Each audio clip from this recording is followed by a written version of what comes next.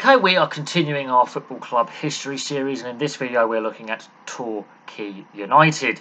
The Gulls, their nickname. They play at Plainmoor, which has a current capacity of 6,200, of which 3,092 are seated. So it's not an all-seater stadium, and it is one of the smallest stadiums we have seen in this history series. Now, the club themselves are founded in 1899. They joined the Football League in 1927. However, in between foundation and joining the Football League, they play in the East Devon League, the Torquay and District League, the Plymouth and West Devon League, the Western League and the Southern League. So it's a long time from foundation to join the Football League. But the Football League in the 1920s, there's a mass of expansion.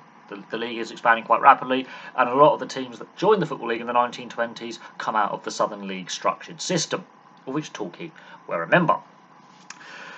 So they're a Football League club, mostly in the lower divisions of the Football League, so they don't really reach the heights of the first or second division, but they are a stable, if not outstanding, lower league club.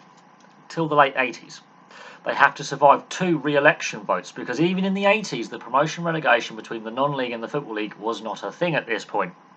And they finished in back-to-back seasons bottom of the 4th division in 1986 and in 1987, and they had to reapply, obviously, for their membership, which you still had to do at this time. And they survived those 2 re-election votes. However, their Football League existence was not to last. They first get relegated out of the Football League in 2007. That's a very lengthy spell in the Football League, 27 to 2007. That's, 80 years of Football League club before they're first relegated out. They bounced back pretty quick, which shows it can be done. They bounced back in 2009 back to the Football League, so it does prove you can get out of the National League very, very quickly if you're quick about it and you keep your squad together. So Torquay have shown they can do it. However, they relegated out of the Football League again in 2014, and they have not been back since. And in this period, over the last 8 years, they've also been relegated to National League South at one point. They're now back in the National League. They have come close to getting promotion back to the Football League. The COVID disrupted 2020-2021 season. They were running away with the National League at one point, and then fixture congestion undid them, really. A lot of clubs in the National League were struggling. Dover Athletic, quite famously, couldn't complete the season and were heavily fined and docked a lot of points.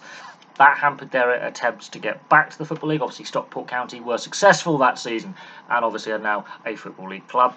Unfortunately, Torquay weren't. However, they have some interesting records. They've made the 4th round of the FA Cup 7 times in their history. The 1948-49 season is their first time making the 4th round. 1954-55 is the second time.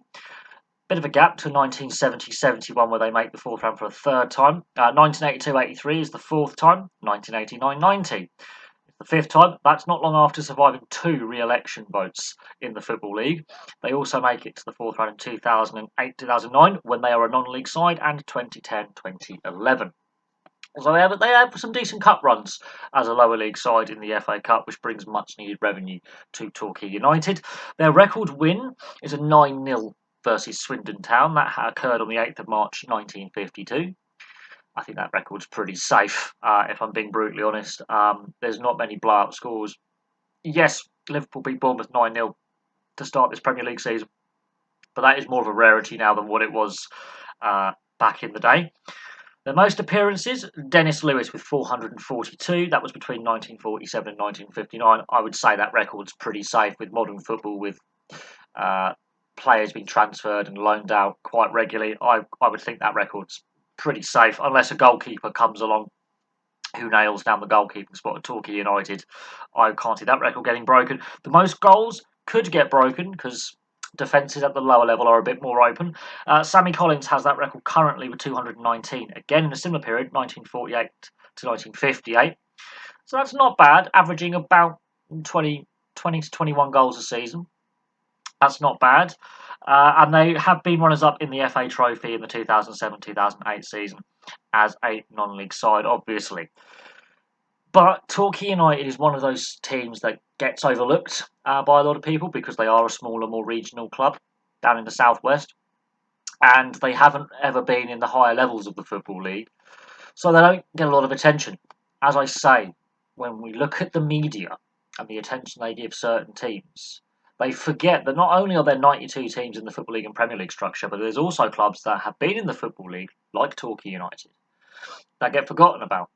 And this is what aggravates fans, is the lower levels of the game does not get the coverage that it should do, and it is very, very important. Without clubs like Torquay United, you don't have the football pyramid that supports basically the Premier League at the top, the player development, the loan system, even scouting. Players like Ian Wright, for example, came through the non-league before ending up in the First Division and the Premier League. So clubs like Torquay United are vital for the English footballing pyramid. In fact, football in general, you need those lower level grassroots clubs to sustain the sport. Torquay United is one of them. However, in recent times, yes, they have struggled on the field, but they have spent most of their history in the Football League, and they don't get mentioned very a lot. They don't get mentioned a lot, should I say, in the media or on social media. So I thought I would do a video on Torquay United, considering we just did a video on Stockport County. So there we go. Thank you very much for watching. Please place your thoughts in the comment section below, and I'll have some more video content for you very, very soon.